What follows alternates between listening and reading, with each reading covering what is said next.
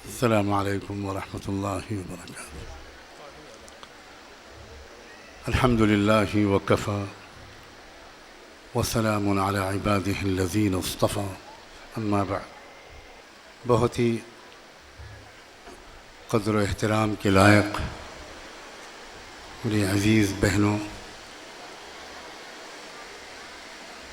بزرگ خواتین اور عزیز بچیوں،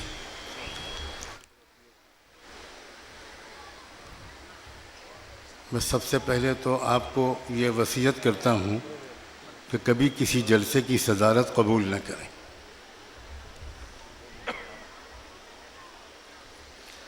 یہ صدارت ایک قید باعزت ہوتی ہے، ایک ہوتی ہے قید بامشقت اور ایک ہوتی ہے قید باعزت۔ میں سخت بیمار حالت میں پچھلے 6 مہینے سے ہوں، صرف بیڈ پر ہوں، اور ایک بہت ہی اہمیت کے احساس کی وجہ سے اور اپنی شریک کار محترمہ ڈاکٹر اسماء زہرا کی اخلاص اور محنت کی قدر کی وجہ سے میں نے اس اجلاس میں حاضری کی ہمت کی۔ مجھے یہ اندازہ نہیں تھا کہ مجھے اتنی دیر بیٹھنا پڑے گا۔ میں کچھ ضروری اور عملی باتیں کرنا چاہتا ہوں۔ میں تو یہ گزارش کروں گا اپنی بہنوں سے کہ اگر آپ کے پاس پین اور نوٹ بک ہو تو آپ کچھ چیزیں نوٹ کریں۔ جذباتی جوشیلی تقریروں سے قوموں کے مسئلے حل نہیں ہوتے۔ انسپائریشن ملنا بھی ضروری ہے، لیکن آرگنائزڈ پلاننگ کے ساتھ اسٹیپ بائی اسٹیپ اپنی منزل تک پہنچنے کا سلیقہ سیکھنا اور اس کی عادت ڈالنا بھی ضروری ہے۔ اگر آپ کے پاس پین اور نوٹ بک نہ ہو تو آپ اپنے موبائل میں اس کو ریکارڈ کر لیں، یہ میں بے تکلف آپ سے ریکویسٹ کرتا ہوں۔ پوری دنیا اس وقت ایک کراس روڈز پر ہے، ایک turning point of the history ہے۔ میں پچھلے 50 سال سے دنیا کی ہسٹری کا مطالعہ کر رہا ہوں، اور پورے وثوق کے ساتھ کہتا ہوں کہ ورلڈ آرڈر چینج ہونے والا ہے، ایک نیا نظم دنیا کو ملنے والا ہے۔ پہلے اس انصاف والے justice and peace based world order کے اسٹیبلش ہونے سے پہلے یہ دنیا ظلم سے بھرے گی، اس کی قطعی پیشن گوئی رحمت دو عالم صلی اللہ علیہ وآلہ وسلم کر چکے۔ ہمارا ملک بھی دنیا کا ایک پارٹ ہے، اور ہمارے ملک میں بھی ظلم کا ایک نیا دور شروع ہو چکا ہے۔ ایسا نہیں ہے کہ 2-2.5 سال ہی میں ظلم ہوا ہو، اس سے پہلے نہ ہوا ہو، یہ نہیں ہے، یہ بہت بھولا پن ہے۔ ملک میں ظلم کی تاریخ بہت پرانی ہے، وہ بڑھتا چلا جا رہا ہے۔ ظلم کے ادھورے کام کو پچھلی جو رولنگ پارٹیز تھیں، انہوں نے نئی رولنگ پارٹی کو ہینڈ اوور کیا ہے کہ آپ اس ظلم کو مکمل کریں۔ اب ایک چیلنج ہے جو پوری دنیا میں تمام کمزور اور مظلوم قوموں کے سامنے ہے۔ ہمارے سامنے بھی بہت چیلنجنگ حالات آ گئے ہیں، اس میں کسی ایگزیجریشن یا کوئی مبالغہ نہیں ہے۔ تیسری بات، تاریخ کی ایک گواہی ہے، اور میری بہنوں، میں چاہتا ہوں کہ آپ دل کے کانوں سے میری اس بات کو سنیں۔ آپ کا جذبہ، آپ کا شعور آپ کی یہاں موجودگی اس کی گواہ ہے۔ تاریخ کی ایک گواہی ہے کہ اکیلے مردوں نے کبھی بھی کسی چیلنج کے مقابلے میں کامیابی حاصل نہیں کی۔ عورتوں کا ایکول پارٹیسپیشن، برابر کا حصہ چیلنجز کے مقابلے میں جب کبھی رہا ہے تو ان مظلوم اور کمزور قوموں نے ان چیلنجز کے مقابلے میں کامیابی حاصل کی ہے۔ کاش کہ وقت ہوتا اور میری صحت اجازت دیتی تو میں تاریخ کے بہت سے نمونے آپ کے سامنے پیش کرتا۔ کیا اللہ کے خلیل اور مکمل انسانی تہذیب کے بانی سیدنا ابراہیم علیہ السلام کا قصہ حضرت ہاجرہ کی قربانی کے تذکرے کے بغیر مکمل ہو سکتا؟ سلام ہو، لاکھوں سلام ہو حضرت ہاجرہ کے عزم و حوصلے پر، ان کی وفا پر، ان کے یقین پر، ان کے توکل اور تقوی پر، کہ انہوں نے ایک نازک ترین موقع پر، جبکہ وہ اکیلے اپنے دودھ پیتے بچے کے ساتھ ایک بے آب و گیا آبادی میں تھیں اور ان کے شوہر حضرت ابراہیم اللہ کے حکم سے ان کو تنہا چھوڑ کر کہیں جا رہے تھے، اس وقت حضرت ہاجرہ نے جو سٹینڈ لیا، جو مضبوط موقف اختیار کیا، اسی کی برکت ہے خانہ کعبہ، اسی کی برکت ہے چشمہ زمزم، اسی کی یادگار ہے صفا و مروہ۔ اور میں آپ کو یہ بات بتانا چاہتا ہوں کہ اس ایک عورت کی قربانی کو اللہ نے ایسا اپریشیٹ کیا کہ قیامت تک کے لیے اس دو پہاڑیوں کے درمیان دوڑ کے چلنا لازمی کر دیا اور فیصلہ کر دیا کہ تم نبی ہو یا ولی ہو یا عام انسان ہو، تمہارا حج اور عمرہ اس میری وفادار بندی کے نقش پا پر سر کے بل چلے بغیر مکمل نہیں ہوگا۔ یہ ہے عورت کی قربانی کا مقام اللہ کے ہاں۔ آپ اگر اسلام کی وفادار بن گئیں اور آپ نے اسلام کی حفاظت میں اپنا کردار ادا کیا تو میں یقین کے ساتھ کہتا ہوں جس قدر کی نگاہ سے اللہ نے بی بی ہاجرہ کو دیکھا تھا، اسی قدر کی نگاہ سے اللہ آپ کو دیکھے گا۔ کیا حضرت موسیٰ علیہ السلام کی زندگی کا واقعہ ان کی عظیم، بہادر، حوصلہ مند، صاحب ایمان ماں کے تذکرے کے بغیر مکمل ہو سکتا ہے؟ یہ موسیٰ کی ماں تھی، ظالم ترین سسٹم کے اندر رہ رہی تھی۔ آپ تصور نہیں کر سکتی کہ کیا سسٹم تھا۔ ایک قوم کے کس گھر میں، ایک قوم کے کچے پکے کسی گھر میں کسی بیٹے کے پیدا ہونے کے بعد اس کو زندہ رہنے کا حق اس حکومت نے چھین لیا تھا اور حکم دیا تھا کہ بنو اسرائیل کے کسی بھی گھر میں اگر بیٹا پیدا ہو تو اس کو فوراً قتل کر دیا جائے۔ آج ہمارے جوانوں کو مارا جا رہا ہے، عجیب و غریب طریقے سے انکاؤنٹر کیے جا رہے ہیں۔ یہ ایک تھوڑا سا نمونہ ہے۔ تاریخ تو بتاتی ہے کہ ایک بچے کو جینے کا حق نہیں تھا، پیدائش کے بعد ماں کی گود سے چھین کر اس کے گلے پہ چھری پھیر دی جاتی تھی۔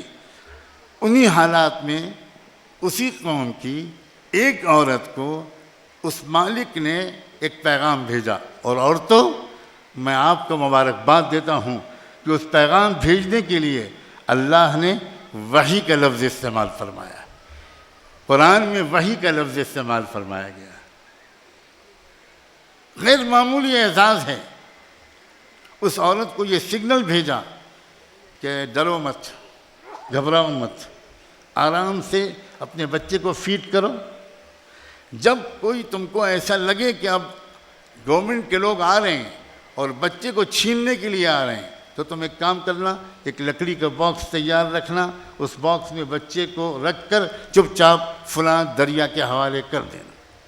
اور ہم تم سے 2 وعدے کرتے ہیں، ایک تو یہ کہ اس بچے کو ہم تم تک واپس پہنچا کر رہیں گے، اور دوسرا وعدہ کرتے ہیں کہ ہم اس بچے کو وقت کا پیغمبر بنائیں گے۔ میں پورا واقعہ نہیں سنا سکتا وقت کی کمی کی وجہ سے، میں پھر سلام بھیجتا ہوں اس عظیم عورت پر۔ کیا آسان تھا؟ آپ میں سے کتنی مائیں یہاں بیٹھی ہیں، ممتا کے جذبے کو یاد کر کے پوچھئے کہ کیا اس ماں کے لیے آسان تھا کہ اس بچے کو اپنی گود سے نکال کر سمندر یا دریا کی موجوں کے حوالے کر دیں؟ کیا دریا کی موجیں زیادہ محفوظ جگہ ہیں؟ یہ ہے ایمان، یہ ہے حوصلہ۔ ایمان جب دل میں آتا ہے، جب دل میں گھر کر جاتا ہے، ہر قربانی کو آسان کر دیتا ہے۔ پھر وہ وعدے پورے ہوئے، وہ کیسے ہوئے؟ عجیب و غریب کہانی ہے، پورا واقعہ قرآن میں ہے۔ دونوں وعدے پورے ہوئے، بچہ اس ماں کو واپس ملا، بچہ اسی وقت کی ظالم حکومت کی نگرانی میں اور اسی کے خرچے میں اس بچے کو کی پرورش اللہ نے کر کے دکھائی۔ فرعون کے گھر میں موسیٰ کا پیدا ہونا ایک اردو کا محاورہ بن گیا، یہاں تک کہ وہ وقت کے نبی بھی بنے۔ دونوں وعدے پورے ہوئے۔ موسیٰ علیہ السلام نے جو ریولوشن برپا کیا، موسیٰ علیہ السلام نے انسانی تاریخ کا جو ایک نیا ورق پلٹا، کاش کہ میں اس کی تفصیل بتا سکتا، سب سے زیادہ تفصیل کے ساتھ۔ کسی نبی کا واقعہ قرآن میں بیان نہیں کیا گیا جتنی تفصیل کے ساتھ موسیٰ علیہ السلام کا واقعہ بیان کیا گیا۔ انسانی تاریخ کا ایک نیا دور موسیٰ علیہ السلام کے ذریعے شروع ہوا۔ اس میں کیا ان کی ماں کو بھرپور کریڈٹ نہیں جاتا؟ میں پھر کہتا ہوں، کبھی بھی چیلنجز کے مقابلے میں مرد تنہا مقابلہ نہیں کر سکتے۔ تاریخ بتاتی ہے کہ ہر چیلنجز کے دور میں عورتوں نے برابر کا کردار ادا کیا ہے۔ آپ دور کیوں جائیے؟ سب سے پہلے سیدہ خدیجۃ الکبریٰ کی زندگی پر بھی تو نظر ڈالیے۔ یہ کوئی اتفاق تھا؟ خدا کی کائنات میں کوئی چیز اتفاق سے نہیں ہوتی، ہر چیز ویل پلانڈ ہوتی ہے، ہر چیز ویل پروگرامڈ ہوتی ہے۔ ذالک تقدیر العزیز العلیم۔ یہ کوئی اتفاق نہیں تھا کہ ایمان لانے میں مردوں سے پہلے شرف لینے کی فضیلت ایک عورت کو حاصل ہوئی ہے۔ میں ایک بار پھر عورت کے تقدس اور اس کی خوش نصیبی کو سلام کرتا ہوں، اور آپ کو آپ کی ذمہ داری یاد دلاتا ہوں، آپ کو آپ کا مقام یاد دلاتا ہوں۔ اللہ تعالیٰ یہ کر سکتا تھا کہ کسی مرد کو پہلے ایمان لانے کا شرف ملتا، لیکن نہیں۔ قیامت تک آنے والی اللہ نے اپنی بندیوں کو ان کا اسٹیٹس یاد دلانے کے لیے تقدیر یہ بنا دی کہ سب سے پہلے محمد مصطفیٰ صلی اللہ علیہ وآلہ وسلم کو نبی ماننے کا شرف ایک عورت کو ملے گا۔ اور اس عورت کی زبان سے جملے کیا نکلے تھے، کتنی انٹلیکٹ اس کے پیچھے ہے، کتنی ذہانت، کتنی فراست، کتنی بصیرت، کتنی کائنات میں ہونے والے واقعات کے پیچھے کام کرنے والی انسین طاقتیں۔ کیا کہا تھا انہوں نے؟ محمد میرے سرتاج، میرے شوہر، آپ غریبوں کی مدد کرتے ہیں، آپ بے روزگاروں کو روزگار کراتے ہیں، آپ کمزوروں کا بوجھ اپنے کندھے پر اٹھاتے ہیں۔ آپ کو اللہ ضائع کرے یہ میں مان ہی نہیں سکتی، یہ ہو نہیں سکتا۔ اے میری بہنوں، اے میری بیٹیوں اور بچیوں، تم امت کے مستقبل کو بنانے والی ہو، تم بھی اپنے اندر یہ کردار پیدا کرو اور اپنی بیٹوں اور بیٹیوں کے اندر یہ کردار پیدا کرو۔ کوئی طاقت کبھی بھی ضائع نہیں کر سکتی۔ اس کائنات میں عزت اور ذلت دینے والی آنے جانے والی حکومتیں نہیں ہیں، عزت اور ذلت کا معاملہ صرف مالک الملک کے ہاتھ میں ہے۔ یہ اتفاق تھا کہ سب سے پہلی شہادت اسلام کے راستے میں کسی مرد کو نصیب نہیں ہوئی، یہ بھی اتفاق نہیں تھا۔ یمن سے آئی ہوئی بوڑھی سمیہ 2 اونٹوں کے درمیان ان کو باندھ دیا، مکے کے ظالم سرکشوں نے اور ہاتھ میں تیر کمان لے کر کھڑے ہو گئے اور تھریٹ کیا، دھمکی دی کہ اگر نہیں کہو گی کہ محمد جھوٹے ہیں تو ابھی تیر ہمارے کمان سے نکلے گا اور تمہارے بدن کے ٹکڑے ہو جائیں گے۔ بوڑھی سمیہ نے اپنی آواز میں جان ڈالنے کی کوشش کرتے ہوئے چیخ کر کہنے کی کوشش کی، اشہد ان لا الہ الا اللہ واشہد ان محمد رسول اللہ۔ ابھی شاید کلمہ پورا پڑھ بھی نہیں پائی تھی سمیہ کہ تیر ظالموں کی کمان سے نکلا اور سمیہ کی جسم کے 2 ٹکڑے ہو گئے۔ یہ پہلی لاش تھی جو مکے کی زمین پر تڑپی، یہ پہلا خون تھا جو مکے کی زمین پر ایمان کے راستے میں بہا۔ پھر میں مبارکباد دیتا ہوں تم کو، یہ کسی لاش کی کسی مرد کی نہیں تھی، یہ لاش ایک عورت کی تھی۔ اپنے مقام کو پہچانو، اپنی ذمہ داریوں کو پہچانو، آپ کی کیا حیثیت ہے، آپ کیا کر سکتی ہیں، what contribution you can do, what role you can play in changing the winds۔ آپ یقین مانیں، اور میں ڈاکٹر اسماء زہرا کے لیے دن رات دعا کرتا ہوں، ان کی رفیق کار بہنوں کے لیے، تمام ذمہ دار کارکنوں کے لیے میری دعاؤں کی کیا حیثیت ہے۔ میں خطا کار بندہ ہوں، لیکن آپ کو پتہ ہونا چاہیے کہ ملک میں تقریباً 30-40 اولیاء اللہ ہیں پورے عالم میں، جن کو میں نے نام لکھ کر بھیجے کہ یہ بہنیں ہیں جو اسلام کی حفاظت کے لیے اس ملک میں نکل کھڑی ہوئی ہیں۔ ان کے لیے کعبے میں کے سامنے دعا کیجیے، ان کے لیے مدینے میں دعا کیجیے، ان کے لیے مسجد نبوی میں دعا کیجیے، ان کے لیے گنبد خضرا کے سامنے بیٹھ کر دعا کیجیے۔ اور آپ کو خوش نصیب ہیں، آپ واقعی میں جانتا ہوں بہت سے لوگ آپ کے لیے اور آپ کے ذریعے سے اس ملک کی تقدیر بدلنے کے لیے دعائیں کر رہے ہیں۔ اب کچھ گزارشات نہایت احترام کے ساتھ، نہایت محبت کے ساتھ، نہایت ادب اور قدر کے ساتھ آپ سے کرنا چاہتا ہوں۔ ایک تو یہ کہ پوری شریعت پر عمل کرنے کا فیصلہ کر دیجیے۔ آپ اپنی آہستہ آواز میں کہہ دیجئے انشاءاللہ، پوری شریعت پر عمل کیجئے۔ اگر میرا بس چلے تو میں آپ کے گھر کے ایک ایک دروازے کے باہر ایک فقیر کی طرح صدا لگاؤں اور آپ سے کہوں آپ کا نام آپ کے ماں باپ نے عائشہ رکھا ہے، زینب رکھا ہے، خولہ رکھا ہے۔ آپ کو یاد ہے یہ عورتوں کی اس ناموں کی کیا تاریخ ہے؟ ایسا نہ ہو، میں حد ادب کو پار نہیں کرنا چاہتا کہ قیامت کے دن یہ عورتیں اللہ کے سامنے کہیں ان لوگوں سے ذرا جواب طلب کیجئے، انہوں نے نام تو ہمارے رکھے لیکن اس کے بعد سر بازار انہوں نے مغرب کی اور یعنی تہذیب قبول کی۔ میں سلام کرتا ہوں اتنی زبردست باحجاب خواتین کے مجمع کو۔ آپ کی بیٹیاں، آپ کی بہویں، آپ کے شاگردنیں، آپ کی اسٹوڈنٹس، اور آپ ڈاکٹر ہیں تو آپ کی پیشنٹس، پلیز سب کو کنوینس کیجئے محبت کے ساتھ، گریجولی، کہ عزت، سلامتی، ترقی، امن، تحفظ، نجات، یہ سب کچھ محمد مصطفیٰ کی غلامی کرنے میں۔ ان سے بڑھ کر عورتوں کو پیار دینے والا، ان سے بڑھ کر عورتوں کے اسٹیٹس کو بلند کرنے والا انسانی تاریخ میں کوئی پیدا نہیں۔ دوسرے، شریعت پر عمل کے فیصلے کے ساتھ، شریعت پر عمل کے ظاہر ہے کہ بہت سی تفصیلات ہیں، میں تفصیلات میں اس وقت نہیں جا سکتا، ایک دو اشارے کرتا ہوں۔ آپ کو اپنے بیٹے کے لیے رشتے کی تلاش ہے، شریعت کا حکم یہ ہے ایسی لڑکی تلاش کرو جو پاک دامن ہو، سیرت و کردار اچھا ہو، نرم ہو، خوش اخلاق ہو، برداشت کرنے والی ہو، وفادار ہو۔ یہ کوالٹیز پہلے دیکھیے آپ کے گھر میں، پھر اس کے بعد ایک جنت کا ماحول بن جائے گا۔ ورنہ ساس اور بہو کے جھگڑے، نند اور بہوت کے جھگڑے، کون ظلم کرتا ہے اس بہو پر؟ مرد نہیں کرتا، عورت ہی کرتی ہے۔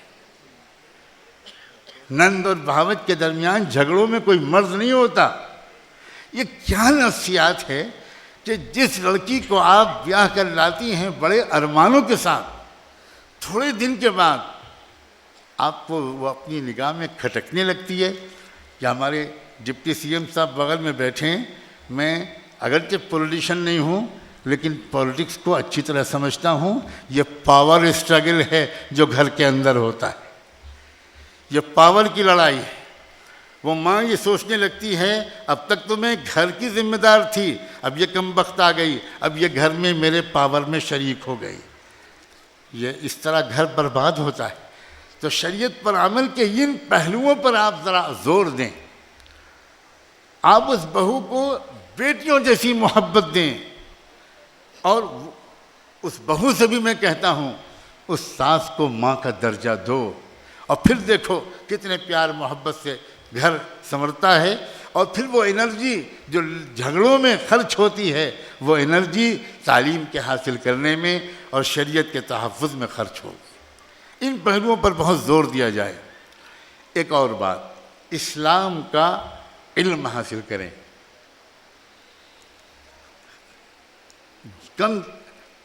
میں واقعی آپٹیمسٹک آدمی ہوں، پازیٹیو آدمی ہوں. خدا بھلا کرے ان لوگوں کا کہ جنہوں نے طلاق طلاق طلاق، ٹرپل طلاق ٹرپل طلاق ٹرپل طلاق، 4 شادی، اتنا اس کو شور مچایا کہ مردوں اور عورتوں کے اندر اس کی تفصیلات کے جاننے کا شوق پیدا ہو گیا. اس کا مطلب ہے ہم جو کہتے تھے کہ بھائی شریعت کا علم حاصل کرو، اس کو آپ نہیں سنتی تھی، نہ مرد سنتے تھے نہ عورتیں سنتی تھی. جب خدا نے دیکھا کہ یہ مولویوں کی نہیں سن رہے اور نہیں سن رہی، تو اللہ نے اپنے کچھ اور بندوں کو ہماری رہنمائی کے لیے لگا دیا. یہ اللہ تعالیٰ کا عجب سسٹم ہے، عجب سسٹم ہے. میں تو یہ کہتا ہوں کہ یہ دعا دل تو کرتا ہے کہ یہ حکومت جلدی سے بدلے، مگر میرا دماغ اس دعا پر آمین کہنے کو تیار نہیں. اس لیے کہ میں ڈرتا ہوں کہ جیسے ہی یہ حکومت جائے گی پھر ہمارا اتحاد ٹوٹ جائے گا، پھر ہم ایک دوسرے کو کافر کہنے لگیں گے، اور پھر نان ایشوز میں ہم لگ جائیں گے. تو جب تک کہ ہماری تربیت نہ ہو، اب آگے میں جملہ پورا نہیں کروں گا، جب تک کہ ہماری تربیت نہ ہو، اتنا ہی کہہ کر میں چھوڑوں گا. تیسری بار پھر کہتا ہوں، جب تک کہ ہماری تربیت نہ ہو، اب 2019 تک ہو جائے تو اچھا ہے، اور اگر نہ ہوئی تو شاید میری دعا یہ ہوگی کہ 5 سال کا موقع ان کو اور مل جائے. عقل سے کام لو، عقل سے کام لو. جن باتوں پر ہم جھگڑ رہے ہیں، اس لیے اسلام کا علم حاصل کریں، اور اسلام کا علم آتھینٹک ذرائع سے حاصل کریں، آتھینٹک ذرائع سے. آپ کسی کیس کے لیے مشورہ کرنے جاتی ہیں، یا کسی بیماری کے لیے کسی ڈاکٹر کو تلاش کرتی ہیں، تو کسی کوالیفائڈ، ایکسپیرینسڈ، آتھرائزڈ ڈاکٹر کو تلاش کرتی ہیں. آپ کویکس کے پیچھے نہیں جاتی. اسی طرح جو علماء ہیں جنہوں نے 30-40 سال 50 سال اسلام کو سمجھنے میں لگائے ہیں، جو ڈائریکٹ سورسز سے قرآن و حدیث کو سمجھ سکتے ہیں، آپ ان کے ذریعے سے اسلام کا علم حاصل کیجیے. اس وقت اسلام کا علم پھیلانے والے ایسے بھی بہت سے مرد اور عورتیں پیدا ہو گئے ہیں جو سورہ فاتحہ بھی نہیں پڑھ سکتے. آپ جانتی ہے جن کا نام لیا جا رہا تھا مسلم مہیلا، بھارتیہ مسلم مہیلا آندولن، اس کی جو ذمہ دار خواتین ہیں، وہ اگرچہ وہ کس قسم کی ہیں، وہ بھارتی شاید ہوں لیکن مسلم تو نہیں ہیں. ان کے ہسبینڈ ہندو ہیں، انہوں نے ہندوؤں میں شادیاں کی ہیں، اور وہ باقاعدہ کسی آرگنائزیشن کے اشارے پر اور ان کی فنڈنگ پر یہ کام کر رہی ہیں، اور وہ بہت زور و شور سے شریعت کے قانون پر گفتگو کرتی ہیں. اور جب ان سے پوچھا جاتا ہے کہ ذرا یہ قرآن رکھا ہے، سورہ فاتحہ پڑھ کے سنا دیجئے، تو وہ کہتی ہیں میں اس کا ٹرانسلیشن پڑھ سکتی ہوں، میں ٹیکسٹ نہیں پڑھ سکتی. ایسی جاہل لوگ، اور وہ اسلام کے بارے میں رائے دینے لگیں. یہ تو قیامت کے قرب کی شاہد نشانی ہے۔ اسلام کا علم حاصل کریں، اسلام پر عمل کریں اور اسلام پر فخر کریں، راضی ہوں اسلام پر۔ جب آپ علم حاصل کریں گی تو خود سے آپ کے اندر ایک احساس ڈیولپ ہوگا کہ بہترین تہذیب ہے اسلام، زندگی گزارنے کا بہترین طریقہ ہے، اور آپ اس علم کی روشنی میں ایمان کی طاقت سے پروپیگنڈے سے متاثر نہیں ہوں گی، اور دوسری ہزاروں لاکھوں بہنوں اور بچیوں کو پروپیگنڈے سے متاثر ہونے سے آپ بچانے کی کامیاب کوشش کریں گے۔ ورکشاپ آرگنائز کروائیے۔ میں اس تحفظ شریعت کمیٹی سے یہ گزارش کرتا ہوں اور یہ سجیسٹ کرتا ہوں کہ مختلف علاقوں میں 1 یا 2 دن کے ایسے ورکشاپ آرگنائز کروائیے جس میں اسلام میں عورتوں کے جو حقوق ہیں، جو ویمنس رائٹس ہیں، اس پر کچھ علماء کے لیکچرز ہوں، اور قانون طلاق کیا ہے، یہ کیا اتنا خوبصورت ترین طریقہ جو اسلام نے سپریشن کا دیا ہے ناگزیر حالات میں، اس میں کیا تفصیلات ہیں، اس کا علم حاصل کیجئے۔ یہ بہت ضروری ہے، کیونکہ صرف جذباتی طور پر ہم چلا چلا کر کہیں کہ شریعت کا قانون ہم بدلنے نہیں دیں گے، جبکہ ہم خود شریعت کے قانون کی تفصیلات سے واقف نہ ہوں، یہ کافی نہیں ہوگا۔ جب عورتیں اپنی ذمہ داریوں کو ادا کیا کرتی تھیں، جس تاریخ کا میں نے تھوڑا سا ذکر کیا، حوالہ دیا، تو انسانی برادری کو بہترین لوگ ملا کرتے تھے۔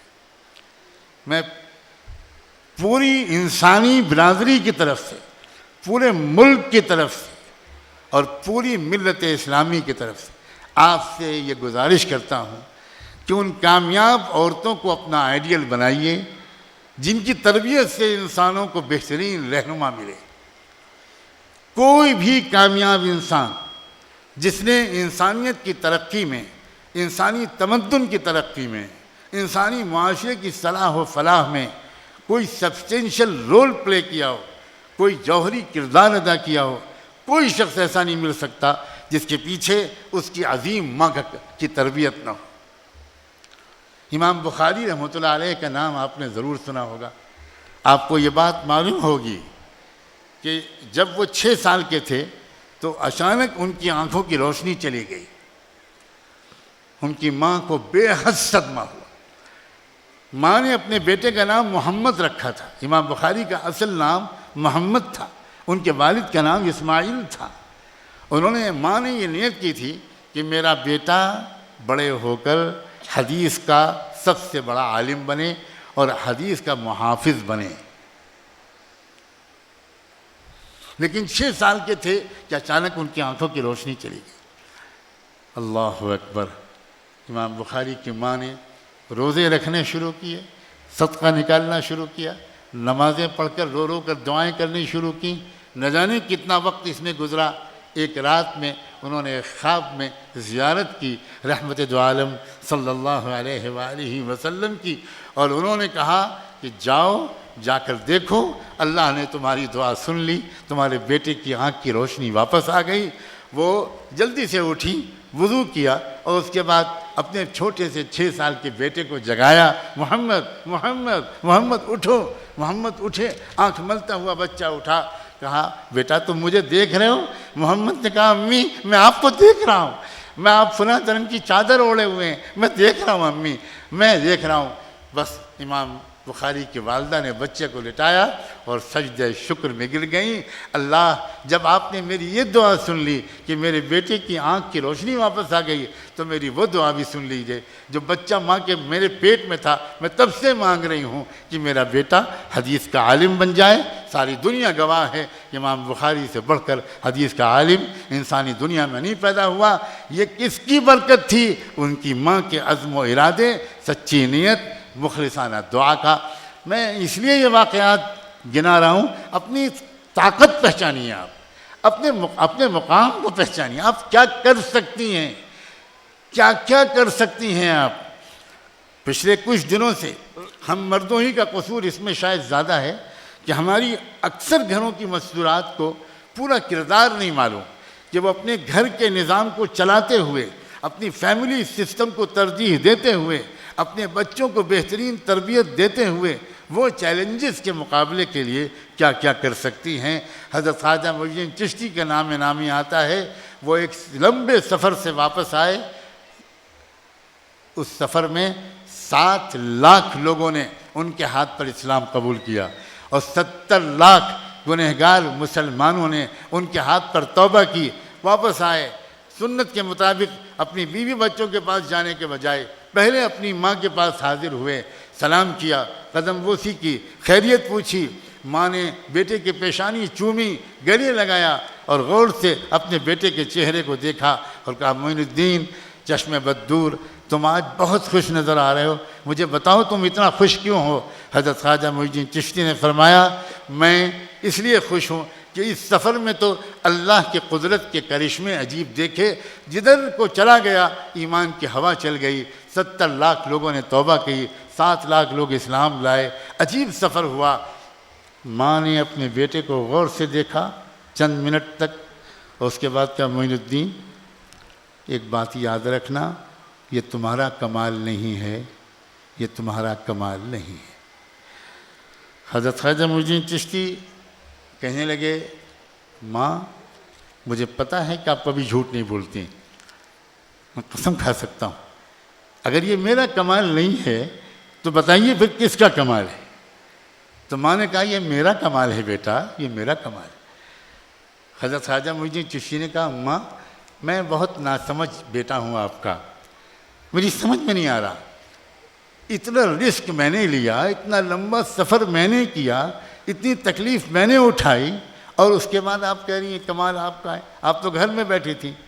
ان کا معین الدین یاد رکھنا جب جب میں تجھ کو دودھ پلاتی تھی وضو کر کے درود پڑھ کے اللہ سے دعا مانگتی تھی، اللہ دودھ کے ہر قطرے کے ساتھ میرے بیٹے کے سینے میں ولایت کا نور اتار دے۔ اے بہنوں، اے ماؤں، آپ بھی اپنے بچوں کو ولی بنا سکتے ہیں، آپ بھی اپنے بچوں کو بخاری اور ابو حنیفہ بنا سکتی ہیں، آپ بھی اپنے بچوں کو امام مالک بنا سکتی ہیں، آپ بھی اپنے بچوں کو ابو الحسن علی ندوی بنا سکتی ہیں۔ کاش میرے پاس وقت ہوتا، مولانا ابو الحسن علی ندوی کی ماں کو تو میں نے بچپن میں خود دیکھا ہے، میں ان کی گود میں کھیلا ہوں، ان کو دیکھ کر رابعہ بصریہ کی یاد آ جاتی تھی۔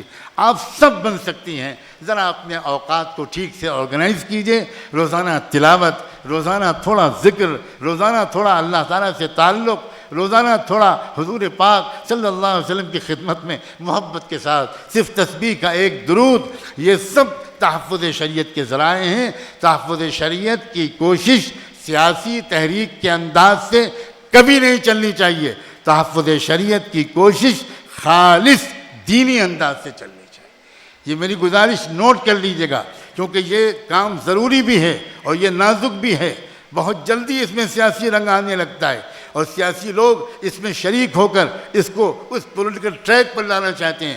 آل انڈیا مسلم پرسنل لا بورڈ کا سخت اصرار ہے اس بات پر کہ اگر آپ بورڈ کو فالو کر رہے ہیں اور اگر آپ تو بورڈ کے مزاج کو سمجھیے، بورڈ کی کوشش دینی ہوتی ہے۔ میں گواہ ہوں اس بات کا، شعبانوں کیس کے موقع پر حضرت مولانا علی میں جب قیادت کر رہے تھے تو آپ کو پتہ نہیں ملک کی 200 مسجدوں میں لوگ اعتکاف میں بٹھائے جاتے تھے، عورتیں صدقہ نکالتی تھیں، لوگ روزہ رکھتے تھے، لوگ دعائیں کرتے تھے۔ اس انداز سے اس تحریک کو چلائیے۔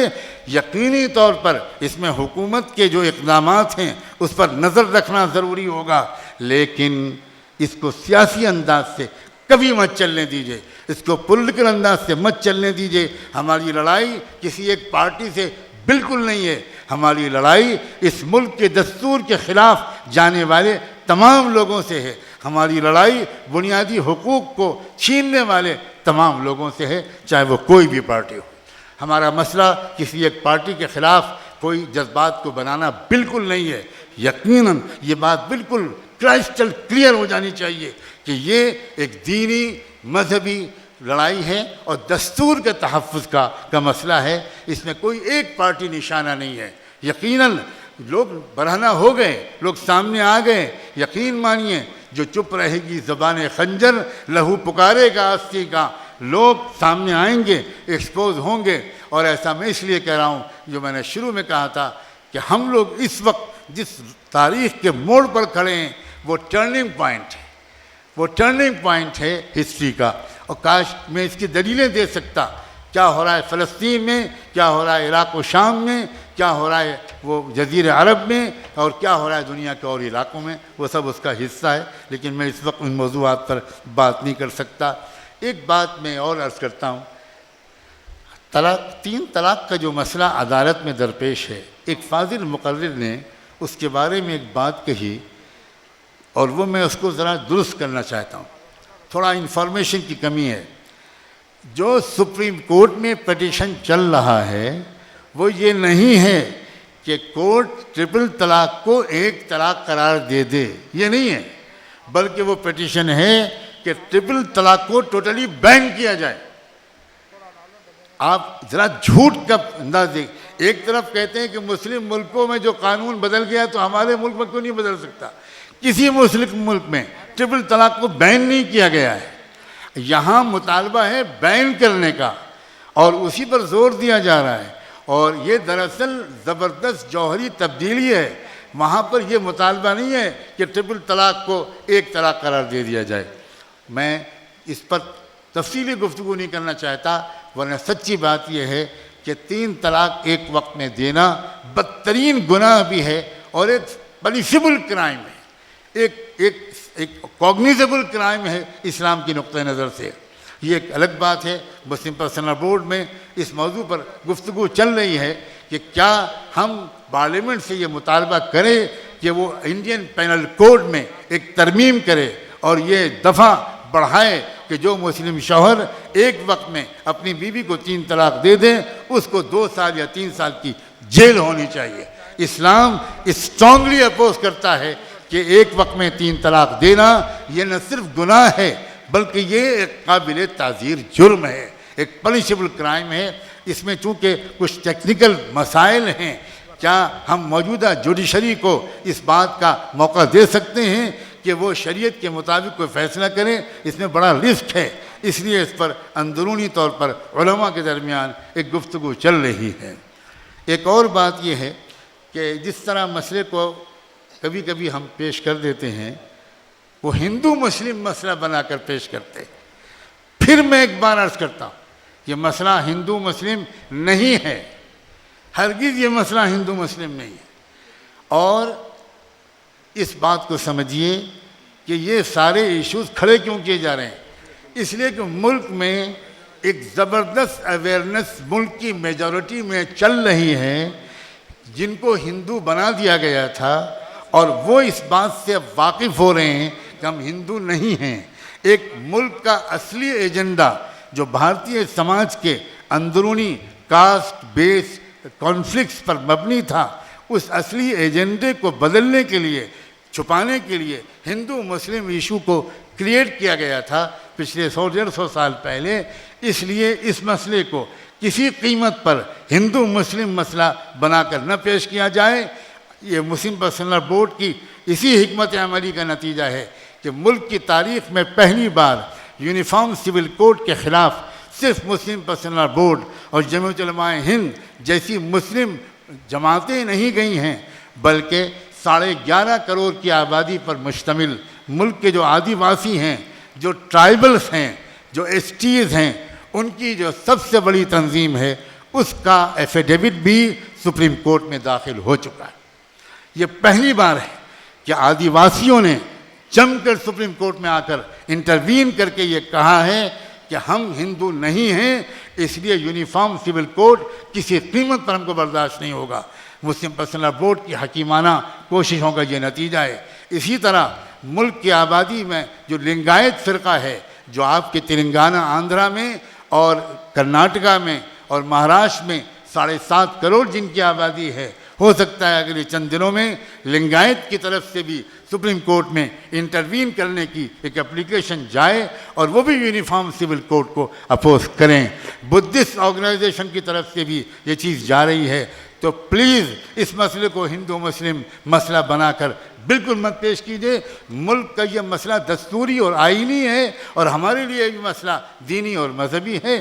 ہم اس کو اس طرح پیش کریں تاکہ ہم زیادہ سے زیادہ ملک کی اکثریت کو اپنے ساتھ لے سکیں۔ یہ بات سمجھنے کے لیے تفصیلی ورکشاپ کی ضرورت ہے۔ بس میں اس وقت اپنی ان باتوں پر اکتفا کرتا ہوں۔ نہایت شکر گزار ہوں، دل سے دعا مانگنے کی اللہ سے توفیق مانگتا ہوں ان تمام خواتین کے لیے جنہوں نے اتنا خوبصورت بزم سجائی۔ ڈاکٹر اسما زہرا خاص طور پر اللہ نظر بد سے بچائے۔ بہن اسما، اللہ آپ کو مبارک کرے، اور آپ کا ساتھ دینے والوں کو اللہ تعالیٰ بے حد قبول فرمائے، اور اللہ ہم سب سے راضی ہو جائے، اور اخلاص کے ساتھ صرف مغفرت کی نیت سے، صرف اس لیے کہ اللہ ہمیں معاف کر دے۔ کہیں تصویر نہ چھپے، کہیں واٹس ایپ پر ہمارا نام نہ آئے، کسی اخبار میں ہمارا تذکرہ نہ ہو، لیکن میرے اللہ اچھے نیکیوں کے اعمال نامے میں ہمارا نام لکھوا دیجئے، اور روز محشر ہماری مغفرت کا فیصلہ کر دیجئے۔ صرف اس نیت سے ان کاموں میں لگیے۔ میں ایک بار پھر آپ کے شکریہ کے ساتھ، دل سے آپ کی یہ دعا کے ساتھ آپ سے رخصت ہوتا ہوں۔ بہت بہت شکریہ، جزاکم اللہ۔ اللہم صلی علی سیدنا محمد وعلی آل سیدنا محمد وبارک وسلم۔ اللہ، ہم آپ کے بندے اور آپ کی بندیاں آپ کے حضور میں حاضر ہیں۔ گواہی دیتے ہیں کہ آپ کے سوا کوئی معبود نہیں۔ گواہی دیتے ہیں کہ رحمت دو عالم سیدنا محمد الرسول اللہ صلی اللہ علیہ وآلہ وسلم آپ کے رسول برحق اور خاتم النبیین ہیں۔ اللہ، مگر اس بات کا شرمندگی کے ساتھ اعتراف کرتے ہیں کہ اس گواہی دینے کے بعد ہماری زندگی جیسی گزرنی چاہیے تھی اس میں بہت کمی ہے۔ اللہ معاف فرما دیجئے۔ اللہ ہم سب کو آج معاف فرما دیجئے۔ اللہ ہم سب کو آج معاف فرما دیجئے۔ اللہ آپ سے ایک گزارش ہے، آپ کا ایک بوڑھا کمزور بیمار بندہ آپ کے سامنے ہاتھ پھیلائے بیٹھا ہے۔ اللہ، یہ گزارش ہے کہ ایک بار اس مجمع کو رحمت کی نظر سے دیکھ لیجئے۔ ایک بار اللہ، ایک بار اللہ، ہم دنیا میں دیکھتے ہیں چند عورتیں بھی اگر کہیں پر چل کر آ جاتی ہیں تو لوگ ان کے احترام میں قتل کا مقدمہ بھی معاف کر دیتے ہیں۔ اللہ، اتنی بڑی تعداد میں آپ کی بندیاں حاضر ہیں، ان کی آمین کے طفیل ہم سب کو معاف فرما، ہم سب سے راضی ہو جائیے اللہ۔ اللہ، ایک بار اس پورے مجمع کو، اس کا انتظام کرنے والوں کو، دور دور سے آنے والوں اور آنے والیوں کو ایک بار اللہ خصوصی رحم کی نظر سے دیکھ لیجئے۔ تیری ایک نگاہ کی بات ہے، میری زندگی کا سوال ہے۔ تیری ایک نگاہ کی بات ہے، میری زندگی کا سوال ہے۔ مجھے اپنی پستی کی شرم ہے، تیری رفعتوں کا خیال ہے۔ میں اپنے دل کو کیا کروں، اسے پھر بھی شوق وصال ہے۔ اے رب کریم، اے رب کریم، دین اور شریعت کی حفاظت اور اس پر عمل کرنے کے لیے ہم سب کو قبول فرما لیجیے۔ اللہ، دین پر بھی حملے ہو رہے ہیں، توحید کا عقیدہ چھیننے کی کوشش کی جا رہی ہے، کبھی یوگا کے ذریعے، کبھی سوریہ نمسکار کو لازم کر کے، کبھی تعلیمی نظام کے ذریعے، اور کبھی مختلف اور تدبیروں سے، اور اللہ اب شریعت پر حملے ہو رہے ہیں۔ رب کریم، کہیں ہماری کوتاہیوں کا نتیجہ تو نہیں ہے، ہمیں معاف کر دیجئے۔ اللہ، آج ہم آپ سے عہد کرتے ہیں، اس میدان میں عہد کرتے ہیں کہ ہم دین پر جئیں گے اور دین پر مریں گے، شریعت کے اتباع کریں گے اور شریعت کا تحفظ کریں گے۔ اللہ، ایک مرتبہ ایک علاقے میں بارش نہیں ہو رہی تھی، بھوک سے لوگ مر رہے تھے۔ ایک نوجوان بیٹے نے اپنی ماں کی اوڑھنی پکڑ کر آپ سے دعا مانگی تھی، اللہ میری ماں اگر پاک دامن ہے تو بارش بھیج دیجئے۔ ابھی دعا پوری ہو بھی نہیں پائی تھی کہ جم کر گھٹا آ گئی اور جم کر بارش ہوئی۔ اللہ، آج ہم سب یہ دعا مانگتے ہیں، اللہ آپ کی یہ بندیاں اگر پاک دامن ہیں، اور یقیناً پاک دامن ہیں، تو اللہ عدل و انصاف کا دور اب قائم کروا دیجئے، ظلم کی تاریخ کو بدلوا دیجئے، ہمیں عزم و حوصلہ دیجئے، ہمیں ایمان اور تقوی دیجئے، ہمیں محبت اور وفا دیجئے۔ اللہ، گھر گھر خوشیوں کا ماحول بنوا دیجئے، اللہ گھر گھر خوشیوں کا ماحول بنوا دیجئے۔ اے رب کریم، تمام مریضوں کو شفا نصیب فرما اور تمام مظلوموں کی مدد فرما۔ ہزاروں بے گناہ نوجوان جیلوں میں ٹھوس دیے جا رہے ہیں۔ اے رب کریم ان جوانوں کی باعزت رہائی جلدی مقدر فرما۔ کتنے سال گزر جاتے ہیں، رمضان آتے ہیں، عید آتی ہے، چھوٹے چھوٹے بچے پوچھتے ہیں اپنی ماں سے، امی ابو کب آئیں گے، میرے جوتے کب آئیں گے، میرے کپڑے کب آئیں گے، اور ماں اپنے آنسوؤں کو چھپا کر بچے سے کہتی بیٹا جلدی آ جائیں گے۔ سال ہر سال گزر جاتے ہیں۔ اللہ تمام قیدیوں کی رہائی کا انتظام کروا دیجئے۔ اے رب کریم جس طرح اللہ بے گناہ نوجوانوں کا انکاؤنٹر ہوا ہے اور اس سے پہلے بھی نہ جانے کتنے قتل ہوئے ہیں، رب کریم آپ فیصلہ فرما دیجئے، آپ فیصلہ فرما دیجئے۔ آپ ساری رازوں کو جانتے ہیں۔ اے اللہ ٹوٹی پھوٹی دعاؤں کو قبول فرما۔ جب تک ہم زندہ ہیں ایمان کے ساتھ، نیک اعمال کی توفیق کے ساتھ، صحت اور عافیت کے ساتھ زندہ رہنے کی توفیق عطا فرما، اور جب وقت آئے ایمان کے ساتھ آسان موت دے کر اپنے پاس بلا لیجئے۔ اے رب کریم اس اجلاس کے انعقاد میں ہمارے جن نائب وزیر اعلیٰ صاحب نے مدد کی، اللہ ان کو ترقی نصیب فرما اور مزید خدمت کی توفیق عطا فرما، اور جو پولیس کے افسران، ان ڈسٹرکٹ ایڈمنسٹریشن کے ذمہ داران، وہ ہمارے عزیز بھائی ہیں، اس ملک کی حفاظت کے لیے بڑی خطرناک ڈیوٹی انجام دے رہے ہیں، جنہوں نے اس اجلاس کی حفاظت کے لیے بندوبست کیا، اللہ ان کو بھی جزائے خیر عطا فرما۔ ہم ڈسٹرکٹ انتظامیہ کے بھی شکر گزار ہیں، حکومت کے بھی شکر گزار ہے، اور وہ نوجوان کارکن، وہ والنٹیئرز، وہ لڑکیاں اور نوجوان لڑکے جو دوڑ دوڑ کر مہمانوں کی خدمت کر رہے ہیں، رب کریم ان کے قدم کی ایک ایک حرکت پر اللہ مغفرت کا فیصلہ فرما، مغفرت کا فیصلہ فرما۔ اللہ ہم صرف یہ چاہتے ہیں کہ آپ ہم سے راضی ہو جائیں۔ اللہ ہم سے راضی ہو جائیے، اور نہیں راضی ہونا چاہتے پھر بھی راضی ہو جائیے۔ اللہ ٹوٹی پھوٹی دعاؤں کو قبول فرما۔ ایک آخری گزارش اور ہے، ہم سب کی طرف سے رحمت دو عالم صلی اللہ علیہ وآلہ وسلم کی خدمت اقدس میں اللہ ہم سب کی طرف سے نام لے لے کر درود و سلام بھجوا دیجئے، اور یہ پیام بھجوا دیجئے کہ آپ کے امتی شرمندہ ہیں، معافی مانگتے ہیں، اور عہد کرتے ہیں کہ پوری شریعت پر چلیں گے، اور شریعت کی حفاظت کے لیے ہمارے اکابرین خصوصاً آل انڈیا مسلم پرسنل بورڈ ہمیں جو بھی ہدایت دے گا اس پر ہم عمل کریں گے۔ وآخر دعوانا ان الحمدللہ رب العالمین۔